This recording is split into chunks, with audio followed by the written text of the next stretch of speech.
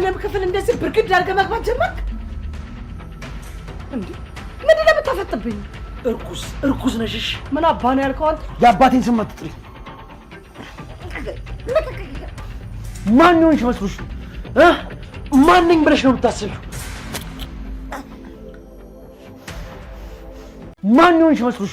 ዝግ አንቺ። ምን አባ ነው ልጄ ላይ ተለጠፍከው? ልቡ በጣም አደገኛ ነው። ጋሽ አባቱ አይደለም እንዴ? ይሄናል እንደሚሄዱ አልገመትኩም ነበር። ይኸውልሽ የልብሽን አይቶ ነው እዚህ ጋር ያስመደመደሽ። ጋሽ አለም ጋር የመጣሁት አላልክም እንዴ? እሷን አቅደው ነው ያመጣት።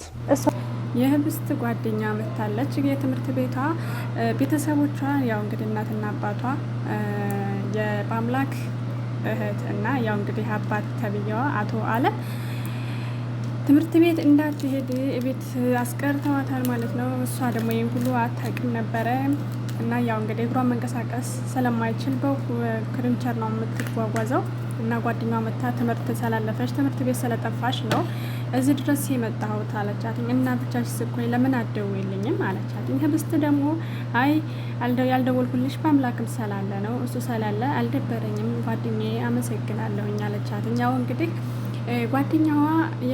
የጓደኛዋ እናት የህብስት እናት አባቷ ያግዟት ነበረ። አሁንም በአምላክ እትዬ ልትጠቀምባት ነው ያሰበችው። ምክንያቱም ይችልች ደግሞ በአምላክን ስለምትወደው ምንም ነገር ታደርጋለች። ምክንያቱም በአምላክን ታፈሱም እንደምትወደው ይታወቃል። ታፈሱ በአምላክን ስለምትወደው ልጅቷን ልትጎዳትም ትችላለች። ግን ታፈሱ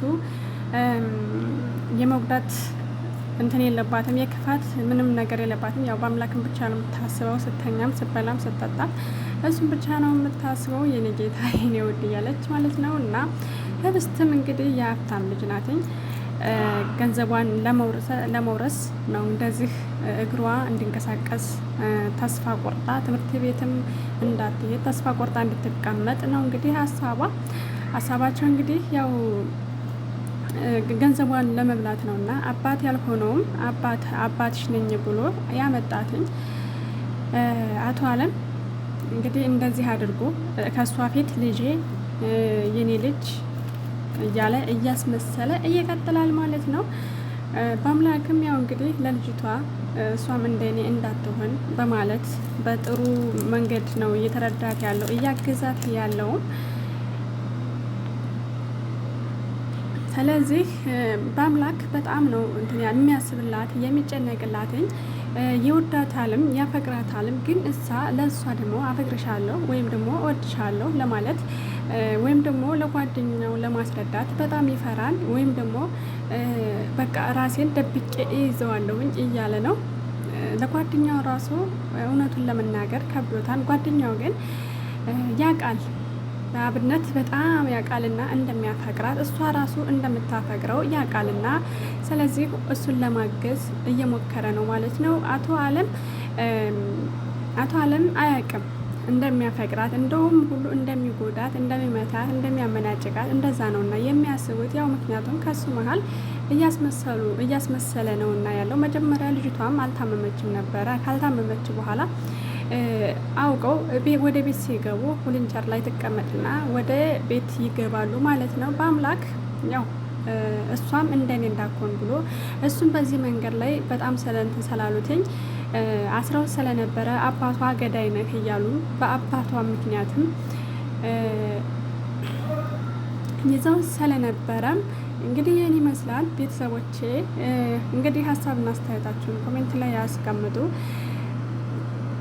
በአምላክ በጣም መልካም ሰው ነው፣ አርቆ ሀሳቢ ነው። ለወደፊት ደግሞ አብሯት እንዲኖር ምኞትና ፍላጎት አለው። በጣም ነው የሚያስብላት። ሌላ ሰው ራሱ እንዳናገርና ሌላ ሰው እንትን እንድለው አይፈልግም በፍጹም። ከሷና ከሱ ጋር ብቻ ነው። ደግሞ ኮስተር ይላል እና በቃ በዊንቸር ወደ ክላሷ ይዟት ሄደ።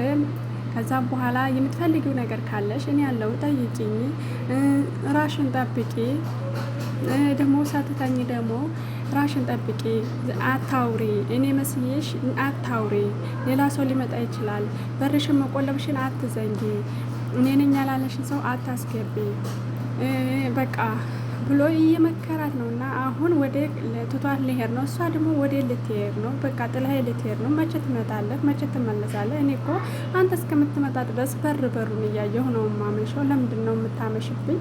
ምናምን ያላንተ እኮ እኔ ማንም የለኝም። አንተን ያላመንኩ ሌላ ማንን አምናለሁ? እያለችው ትገኛለች ማለት ነው። ህብስት በአሁኑ ሰዓት ያለ በአምላክ ሌላ ምንም ዘመድም ሆነ ወገንም ሆነ የምታምነውም እንዲሁም ደግሞ የውስጧን የምታወራው ሰው የላትም ማለት ነው። እዚህ ጋር ደግሞ ያው እንግዲህ መጣችና መታቻት በጥፊ ማለት ነው። ለምንድን ነው የምትናገርኝ? እንደዚህ ብለሽ ቀና ብለሽ ልትናገሪ ነው ወይ አንቺ የማትረቢ ብላ በጥፊ አጮለቻት ማለት ነው። ያው እንግዲህ መከራው በቃ እየተፈጣጠነባት ነው። እና ህብስትም እንግዲህ ያው አልቻለችም፣ ማስመሰልም ሁሉ አልቻለችም። ምላሽም እየመለሰችላት ትገኛለች ማለት ነው።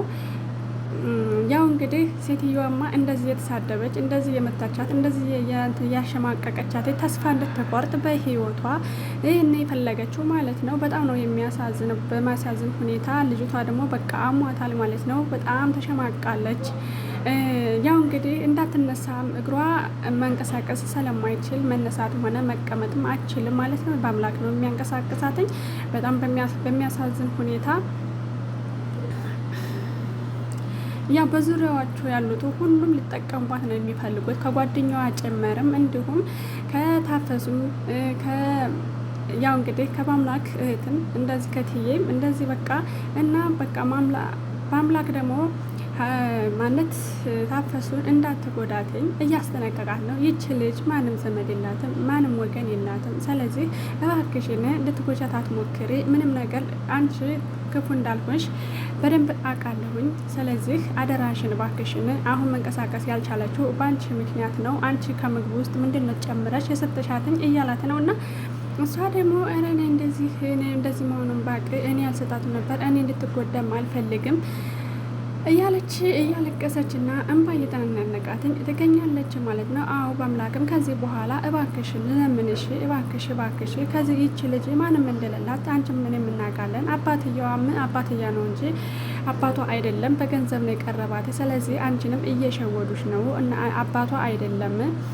እና የኔ እህትና ባልና ሚስቱ ራሱ አይተማመኑም። ምን እንደሆነ እቅዳቸው ራሱ ግራ የሚገባ ነው። ለራሳቸው ግራ ገብቷቸው ሰውን ግራ የሚያጋቡ እያለ እያስረዳት ነው። ታፈሱ ይህን ስትሰማ በጣም አዘነች፣ አለቀሰች፣ ሁሉ በጣም ከፋት። እኔ እንደዚህ መሆኑን ባቅን መች ሰው ጎዳለሁ። እኔ ከዚህ በኋላ በአምላኬ ከዚህ በኋላ አይለመደኝም፣ እባክህ ይቅርታ አድርግልኝ አለችው። በቃ ከፋት ማለት ነው። ይህን ስትሰማ ታፈሱ ያው እንግዲህ በአምላክን ከማፍቀር ውጭ ሌላ ነገር ምንም ነገር አታስብም ማለት ነው። ሰውም የመጉዳት ሀሳብ የላትም። ግን ነገር ግን በአምላክ እሷ ስለምትወደው ከህብስት ጋር እንዲሆን አትፈልግም ማለት ነው። በዚህ እንግዲህ ያው እንግዲህ በሚቀጥለው እንግዲህ ወይ ልትጎዳት ታስባለች። ምክንያቱም ህብስት በአምላክን ስለምትወደው በአምላክ ደግሞ ህብስትን ስለሚዋደዱ